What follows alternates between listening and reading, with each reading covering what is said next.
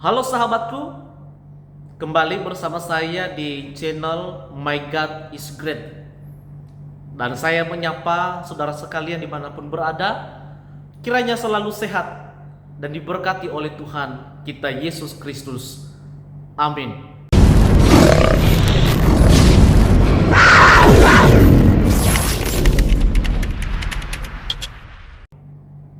Sahabatku yang diberkati oleh Tuhan, apakah kitabnya orang Kristen, Katolik, dan Ortodoks itu berbeda?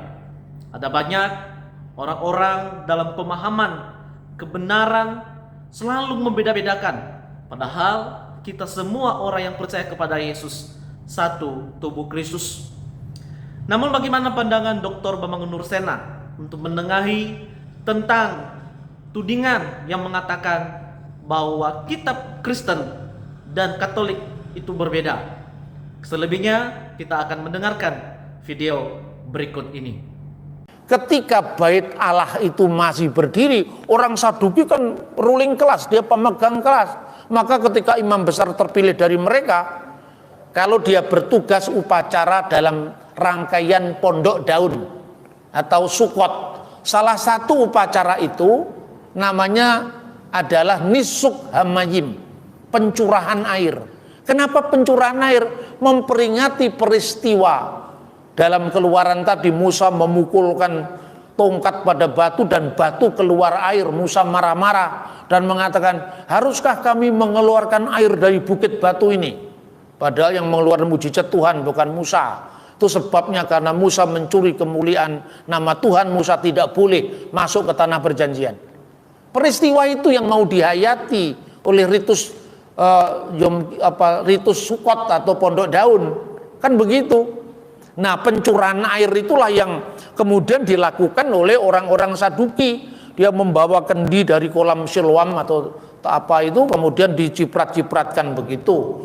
Pada saat orang-orang Yahudi, Parisi kebanyakan ini datang untuk berebut cipratan air itu, tiba-tiba Yesus muncul di tengah-tengah mereka.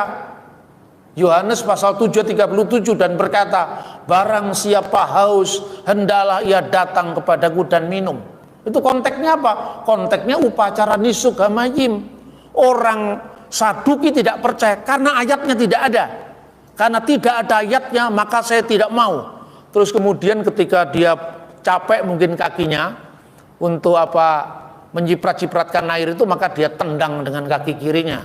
Lalu terjadi protes. Makanya Herodes Agung membangun bait suci, memperluas bait suci, dan ruangan dia yang disebut benteng Antonia itu lebih tinggi dari bubungan bait Allah, supaya dia bisa mengawasi konflik antara Saduki dengan Parisi. Ketika bait Allah hancur tahun 70 Masehi, Sadukinya juga hilang karena nggak punya pekerjaan lagi. Biasanya dia penguasa bait Allah, baitnya Allahnya hancur, lalu kemana mereka? Punah. Yang tinggal hanya orang Parisi. Nah, orang Parisi inilah yang sampai sekarang eksis. Tapi Parisi tanpa bait Allah, Parisi tanpa korban Yom Kippur. Nah, kalau orang kaget-kaget kalau membaca tafsiran-tafsiran Yahudi kan, tinggal tafsir tahun berapa itu kan mestinya begitu. Nah, ini kira-kira seperti itu. Lalu saudara-saudara, masih ada satu sekte lagi yang mereka ini terhilang dari percaturan di bait suci, yaitu orang Eseni. Semua kelompok itu mengaku saudara satu Taurat. Orang Parisi penafsir Taurat, orang Saduki hanya Taurat, orang Samaria Somer Hatorah, penjaga Taurat, orang Eseni Ose Hatorah, pelaku Taurat, orang Kristen Yesus penggenap Taurat. Semua dasarnya Taurat. Jadi masih ada orang yang mengatakan Kristen nyolong Taurat, itu mainnya kurang jauh. Coba baca itu sejarah, baca dokumen langsung, jangan hanya cari di internet, harus di cross check langsung sumber utamanya. Kan begitu kan? Makanya saya ini melakukan perlawanan dengan cara santun tapi argumentatif. Itu saudara, maka saya tunjukkan ini dokumennya, ini dokumennya, ini dokumennya. Kan seperti itu, dan silakan di cross check sendiri. Nah, itu tadi Saduki ya. Kemudian munculnya kaum kaum Eseni ini menarik. Ceritanya begini. Nah, ini adalah era oikumene. Maka ini saya terus terang saya sampaikan, orang-orang Protestan jangan lagi alergi dengan buku yang namanya Deuterokanonika. Itu buku bukan kitab palsu, ya, tapi itu kitab yang asli, bukan palsu. Terbukti apa? Buku-buku Deuterokanonika ditemukan di naskah-naskah Laut Mati. Clear sekarang. Tapi kenapa Pak? Alkitabnya Kristen dengan satu sama lain berbeda. Katolik ada Deuterokanonika, ada Kebijakan Salomo, ada Yesus bin Sirak, ada Makabe. Kok Protestan nggak ada? Terus saya bilang, saya selimurkan dulu, tahu selimurkan itu, dialihkan dulu. Kitabnya Kristen nggak sama-sama, siapa bilang nggak sama? Kitabnya Kristen loh ya, sama. Buktinya apa? Kamu baca gereja Ortodok, gereja Katolik, gereja Protestan, jumlahnya 27. Sama mana yang nggak sama? Nah, perjanjian lama, kamu tahu kenapa disebut perjanjian lama? Karena itu warisan Yahudi. Yang nggak sama Yahudinya, bukan kita. Loh kok bisa? Lah iyalah, orang Yahudi yang ada di Holy Land itu punya istilahnya, mungkin masih diperdebatkan, kanon kecil yang namanya Tanak itu. Pada zaman Yesus Tanak belum tersusun rapi.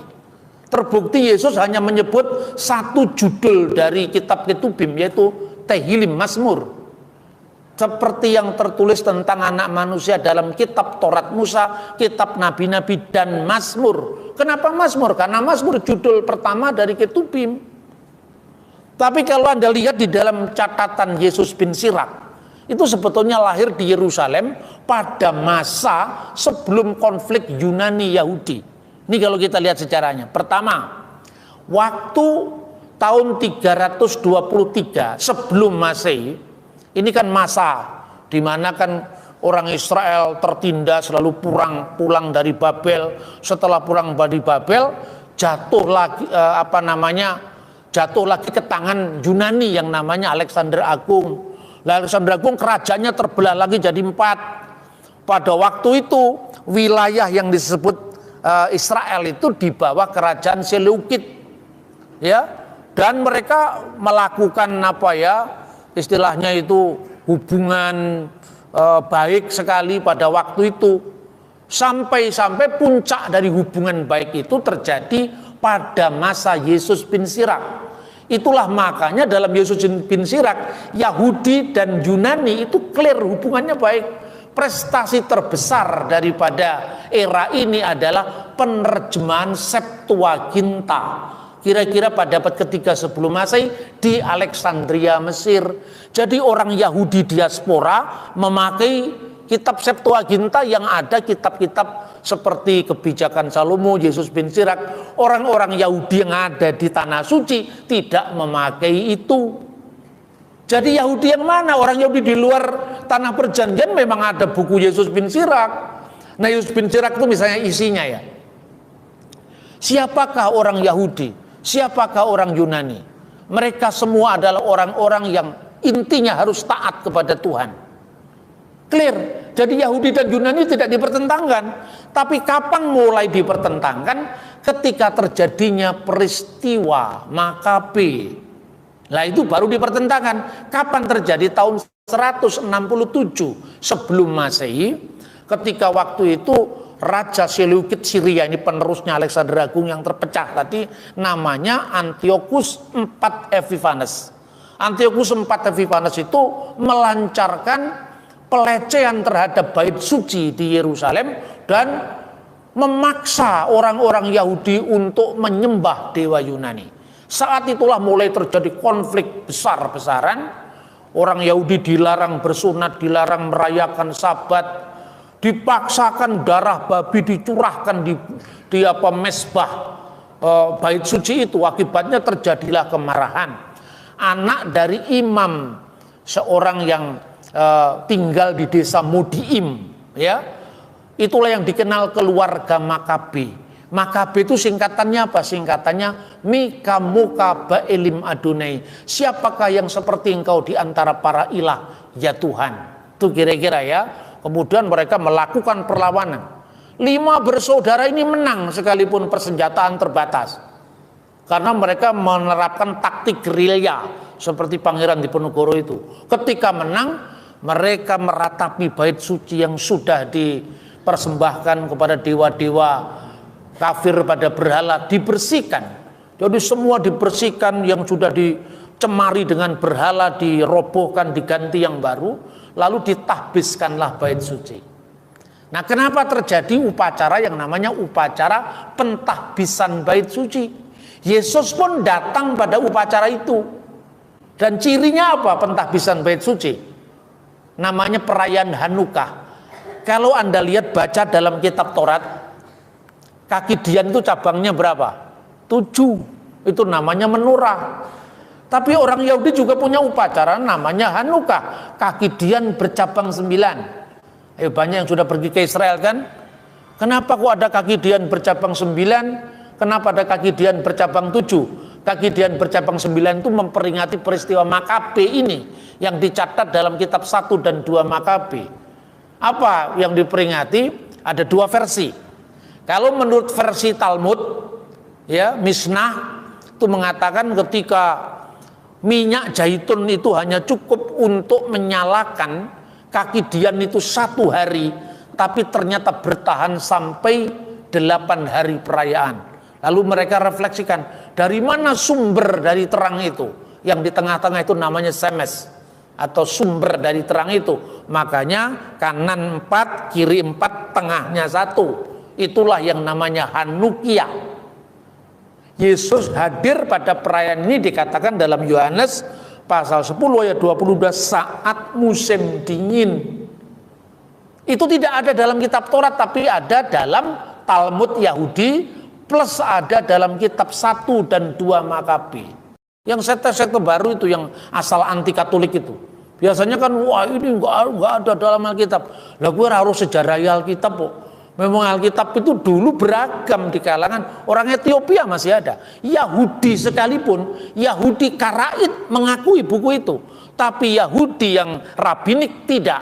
Karena reaksi terhadap kekristenan juga. Jadi panjang sejarahnya. Untuk singkatnya saya mengatakan, tanpa atau dengan Deuterokanonika, Yesus tetap Tuhan dan Juru Selamat kita. Tidak berubah.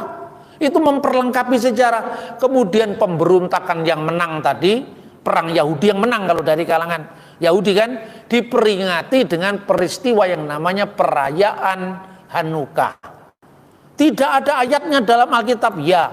Tidak ada ayatnya dalam Alkitab Ibrani, tapi ada ayatnya dalam Alkitab Septuaginta. Kan itu kan lengkap. Tinggal versinya mana yang kita pakai.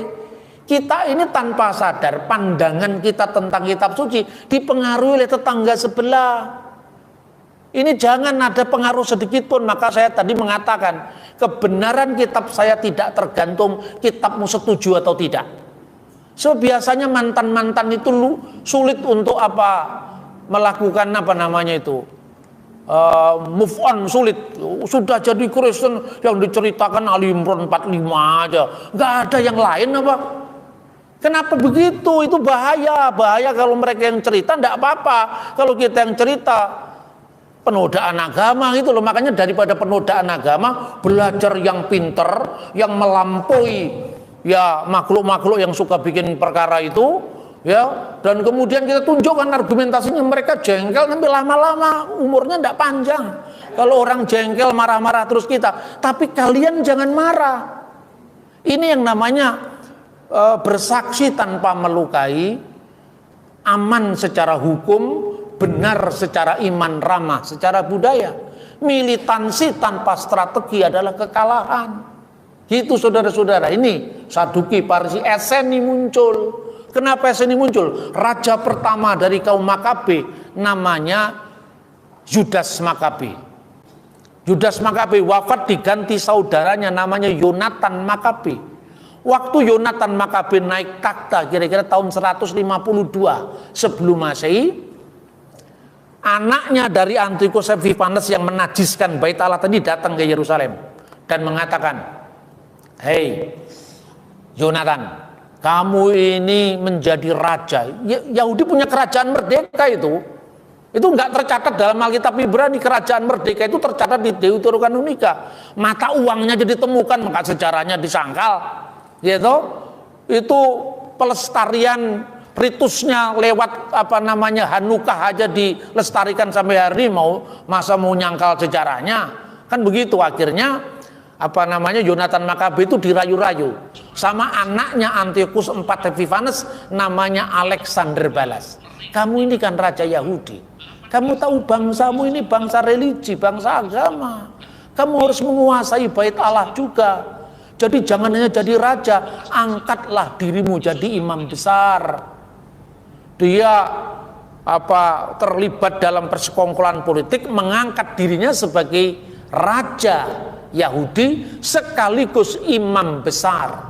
Lah imam besar yang berhak atas takhta imam besar itu namanya Onias yang keempat, tersingkir.